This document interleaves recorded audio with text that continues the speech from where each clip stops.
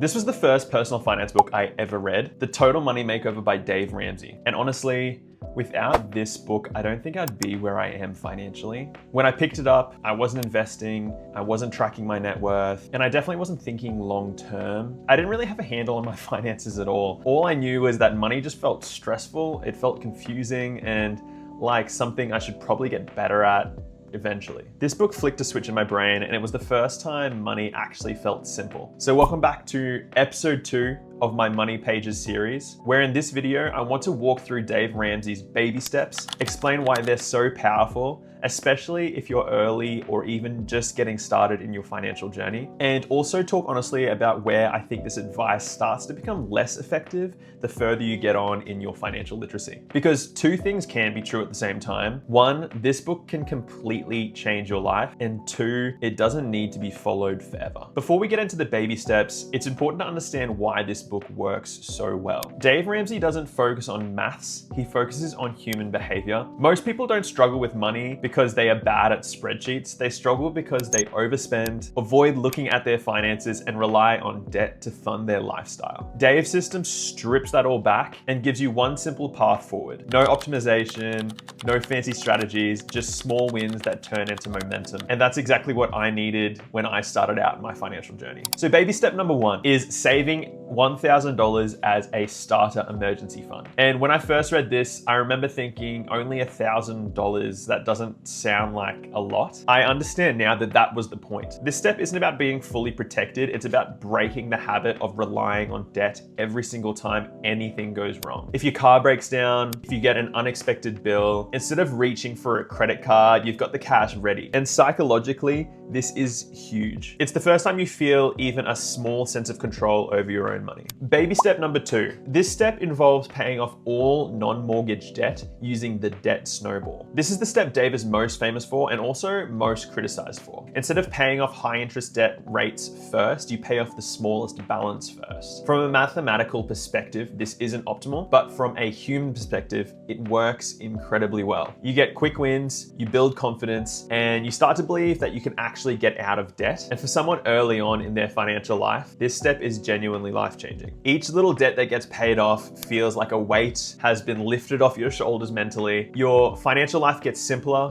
one debt at a time, and you no longer feel like paying attention to your finances is like pulling teeth. Now, if you're like me, when I read this book, I didn't have any form of consumer debt. So you can too skip this step, and that in itself is a small win that you can use to build momentum for you as well. Baby step number 3 is building a fully funded emergency fund of 3 to 6 months of expenses. This is where things start to feel really different. You're no longer living paycheck to paycheck. A job loss or an unexpected expense doesn't instantly turn into a crisis. This step creates financial stability, and honestly, this alone removes an insane amount of stress from your life. Baby step number 4 is investing 15% of your income for retirement. This is where Dave's advice shifts from survival to wealth building. And the biggest lesson here isn't exactly the percentage, it's the mindset of it and getting into the practice of investing being a non-negotiable in your life. You don't want to wait until you feel ready to invest. You just make it automatic, you build it into your life as a non-negotiable, and that idea itself stuck with me long after I finished the book. Baby step number 5 is saving for your children's education. Now, this one depends on your life stage, but the principle is still very solid. Once your own foundation is secure, you can start helping the next generation without sacrificing your own future. The key takeaway here is intentional planning instead of reacting later. And for my wife and I, kids haven't really been a thought until recently. If you're like us and you're in a stage of life where kids aren't really in the picture yet, feel free to start this step. Or you can do what my wife and I are doing, which is funneling extra money into step 4, which is investing for our future. Because at the end of the day, it's our family's money. So when a kid eventually does come along, they will benefit from that investing as well. Baby step number 6 is paying off your house early. This is where Dave's philosophy becomes very clear.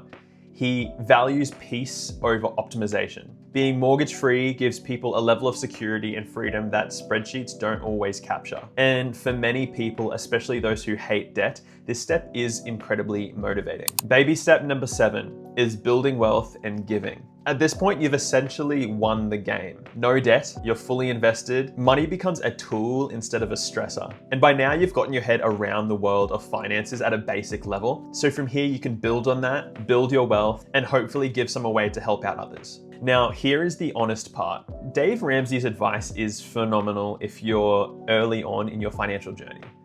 If you struggle with debt and you don't trust yourself with money at all yet, if you need a firm structure and some guardrails, then this book is great. It definitely gives you a good direction to head. But once you're financially disciplined and you have a better understanding of money, his approach can become a little bit too conservative. There's a few steps that I personally don't align with perfectly anymore, and they are steps 4 and 6. So to recap, step number 4 talks about investing 15% of your income.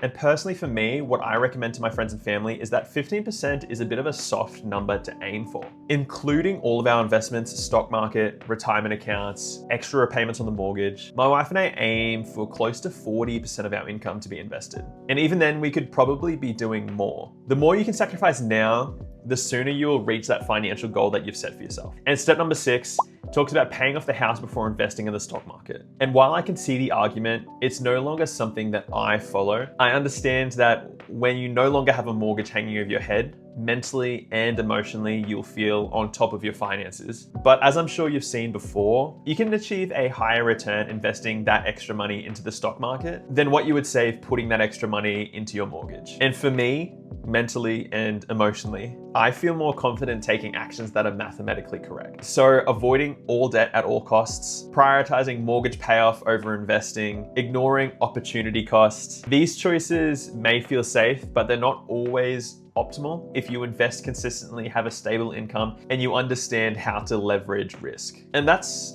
okay. Dave isn't trying to create financial nerds. He's trying to help people stop making destructive money decisions. Even if I don't follow Dave's advice perfectly today, there are some principles that have stuck with me. Live below your means, avoid lifestyle inflation, be intentional with your money, build habits before optimizing strategies. This book gave me the foundation I needed early on, and from there, I could educate myself further financially and evolve. If you're early in your financial journey and you feel a bit overwhelmed, the Total Money Makeover is still one of the best places to start, I believe. You don't need to agree with absolutely everything. You don't need to follow it forever, but it helps you build discipline, confidence, and momentum. And then the book's job is done. And for me, it absolutely did do those things. If you found this video helpful at all, I would really appreciate if you could give it a like. All that does is help my channel out a little bit and hopefully push this video to potentially help more people out there as well. And if you want to stick around and do your financial journey with me, you are very welcome to do so. Please hit subscribe down the bottom. And as always, I wish you the very best on your wealth building journey.